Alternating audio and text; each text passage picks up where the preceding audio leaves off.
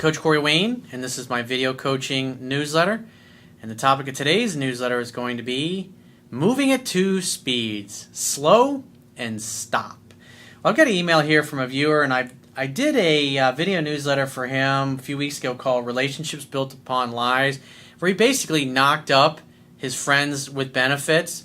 And so I told him what he needed to focus on, and he's still struggling with a bunch of things. So he lists a bunch of bullet points. I'm going to go through the issues that he's struggling with and help him get refocused on what's most important to him so he can get through this situation and continue to focus on his goals and what he wants to do with his life. So I have a quote that I wrote on this topic, and then we're going to go through his email. And the quote says, "It does not serve you or the world by playing small because you fear whether people will think or do if you focus on reaching your full potential.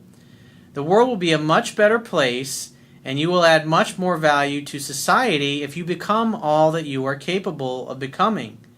By becoming the best version of yourself, you will be happier, healthier, more peaceful and balanced, more productive, more compassionate, more generous, a better parent, a better friend, a better lover, and simply have a more positive impact on society as a whole.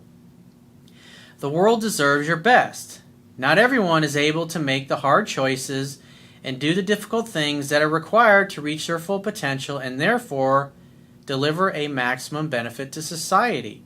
However, by becoming your best self, you will become a leader, an example, a role model, and a trailblazer for other people to model and emulate when they don't believe in themselves.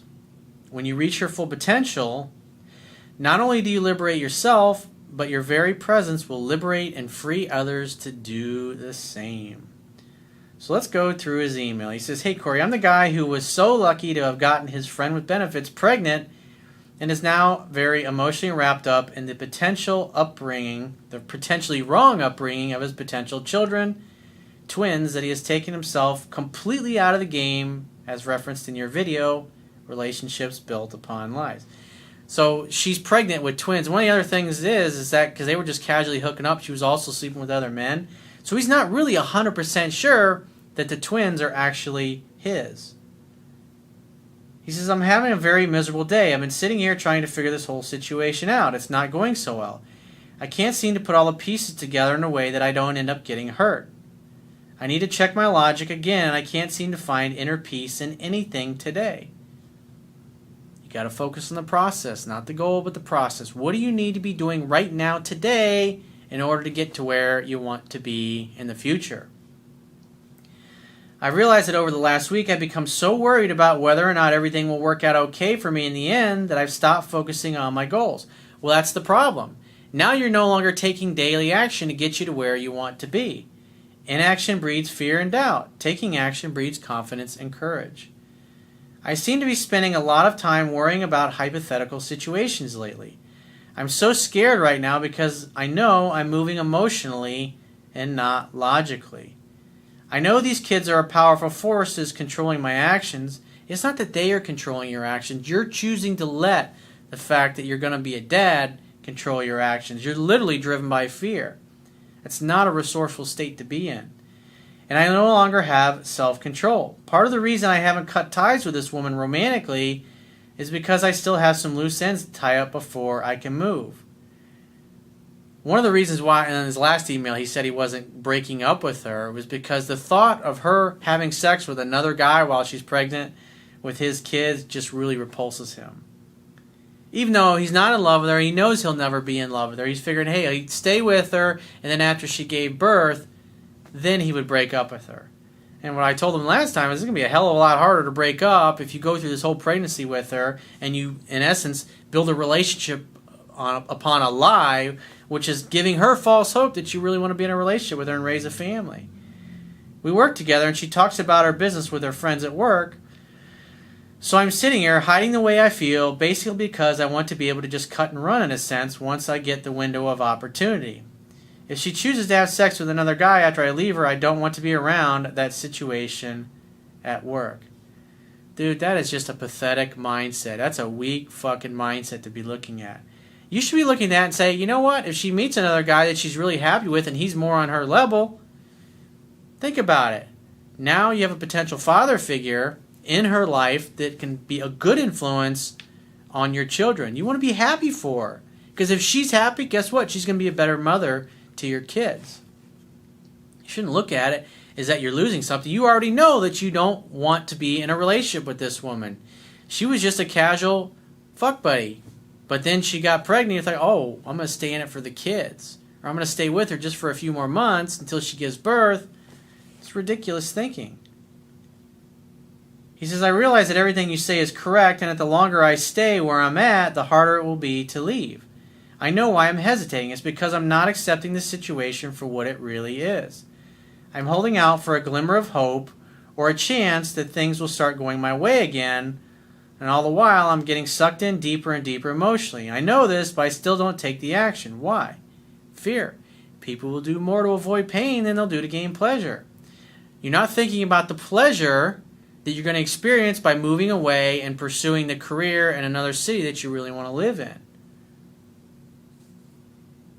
You're worried about what happens if she ends up with another guy and you're still there in the city. That has nothing to do with you getting to where you want to be. That actually is a positive thing. Her being with a guy that really loves her and accepts her for who she is and who she feels the same way about, that's the best situation that could possibly happen here. Because you want her to be happy, but you staying here and taking up the space in her life when you don't really want to be there gets in the way of her finding the person that she's really meant to be with. And it gets in the way of you finding the person you're really meant to be with. It doesn't serve you, it doesn't serve your kids, and it doesn't serve her to stick around and live a lie. He says, I'm just going to start writing out a list of things that I'm scared of and maybe you can help me. So he gives me like a list. He says, I'm scared that I'll leave the job and get down there to find out I didn't realize how good I had it where I was. Well, the only reason why you're thinking about leaving this job is because you're not happy there. So you're leaving this job to move to another city to go work for the kind of company that you really want to work for. And you should line that job up before you move anyways. So the idea is that I don't want you to get another shitty, mediocre job in a new city. I want you to only leave and take another job that's better than what you had. You want to be smart about this. You want to do it in a balanced way. You got kids in the way. So you can't go and be out of work for several months. Travel to this, go out of town for the weekend or whatever. Do interviews over Skype or through video. And then if things go well, then drive to that city or fly to that city, depending on how far it is. And do your interviews in person. And once you get the job and you get a letter of intent from them, they're going to hire you and pay you X amount of dollars in salary. Plus, you'll be a better negotiator if you still have a job, the job that you have now, before you end up leaving. Get your job lined up before you move. He says, my other fear is I'll get down there and my friends and family members from back home won't be very eager to support me in any of my efforts to become my best self. So what? There's a really good chance anyways that they're not going to support you, especially if they're living a mediocre life and not reaching their full potential, and then you start doing that, of course they're not going to support you. Because it's the fact that you're doing what you really love and you enjoy and it's making you happy, that's going to be a giant mirror and reflection back to them of how unhappy and miserable they are. My potential baby's mother will hate me and make it really hard for me emotionally throughout the remainder of the pregnancy. The only thing you have control over is how you show up. If she's an asshole, if she's a bad communicator and she refuses to see that or do anything about it, there's really not a lot you can do about that. But it doesn't serve you or her or the kids to be a weak bitch and stick around and give her false hope. That's the reality of it. She might cut me off emotionally, be bitchy with me, not contact me, and possibly start talking to a few new guys throughout the process. Encourage her to do that. Say, I want you to be happy. The bottom line is you and I aren't right for each other. And I want to find the right woman for me, and I want you to find the right guy for you. And I'll help you. I'll be a sounding board. We can be each other's cheerleader and encourage each other to go for what we really want. I have these kinds of relationships with several of my ex-girlfriends. I was talking to one of my ex-girlfriends the other night from several years ago, and she had a first date with this guy. And I remember I talked to her earlier in the day on video Skype, and she's all excited and getting all dressed up, looking hot to go on this date with this guy. And then later, like 4 or 5 hours later, after she got home, it's like the fucking life had been sucked out of her because it did not go well. The conversation didn't go well, and I felt bad for her. But it's cool that we have that kind of a relationship all these years later. And she even said that. She says, I'm so glad that after all these years, we still have a really great friendship, a really great relationship. And it's a gift. It's a gift when you have somebody in your life that you may have been lovers with at one point, and for whatever reason your goals or values weren't aligned and you're going in different directions, and you're able to end that relationship with love, not because things are bad, but because you know that your goals and your values just simply aren't aligned. And it's really cool that I have that kind of relationship with some of my ex-girlfriends. Not all of them, but some of them. I mean, ones that I dated years ago that were just assholes or they were terrible communicators, fuck no, because all they did was bring drama into my life. If somebody's not going to add value to your life, why are they there? Think about it. She won't work with me financially and will put me through the maximum amount of child support allowed by law. Well, at the end of the day, she still has to get an attorney and she has to pay for that attorney. And if she's not independently wealthy, she's not going to, no attorney's going to take on that case if he can't see a tremendous amount of compensation there. And at the end of the day, attorneys make money by billing by the hour. So it behooves you to get all this shit arranged before you leave anyways. My kids won't ever appreciate me for the man I've always wanted to be for them. That they will consider their stepfather, if they ever have one, to be their dad, and that I was just someone they just related to. The only thing you have control over is becoming your best self. Be a great example. Be there for your kids. Be involved in their life as much as your future ex-girlfriend is going to allow you. But at the end of the day, you got to worry about yourself, dude. You got to take care of you. Because the more successful you can become, and the happier you can become, and eventually you get into a great relationship with a really great lady and you have a healthy relationship, at some point your kids are going to realize, like say your ex becomes all these things you fear and she talks all kinds of shit about you, at some point when your kids become adults or maybe when they become teenagers, they're going to realize that mom's kind of fucked up and she doesn't really know everything that she claims to know.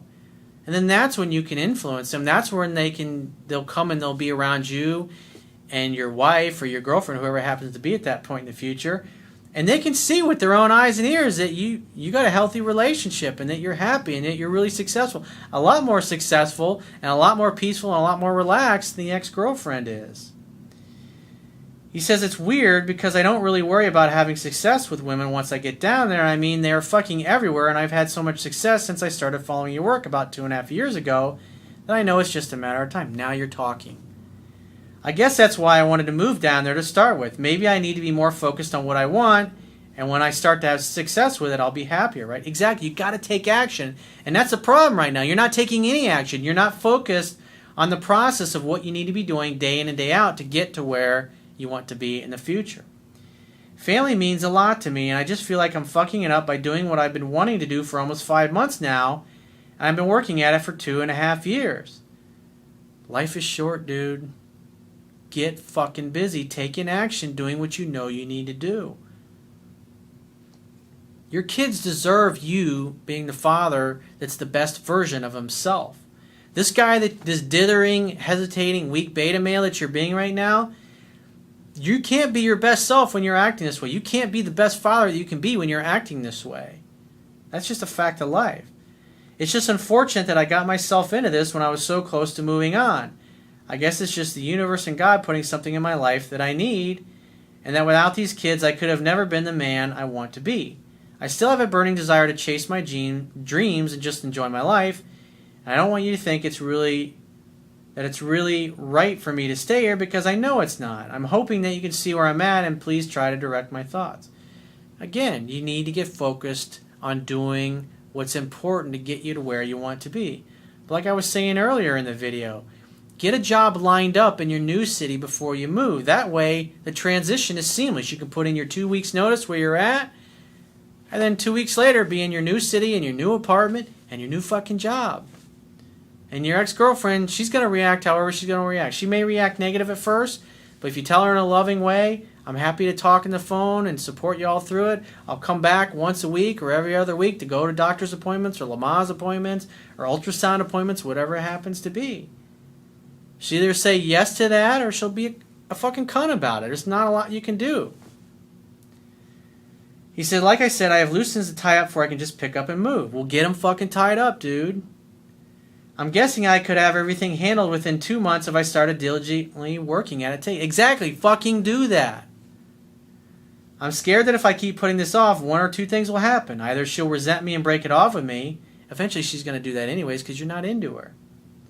Or and since you're not into her, you're not going to be doing the little things that are going to make you happy long term anyways.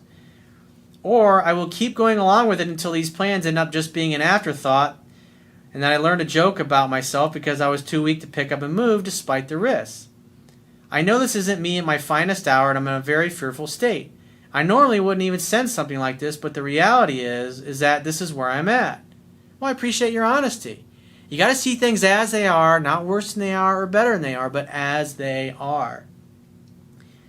This is unfortunately where I have been emotionally for the last 2 to 3 months. This is where I'm standing, and I know I need to get back to the top. Well, what are the painful consequences?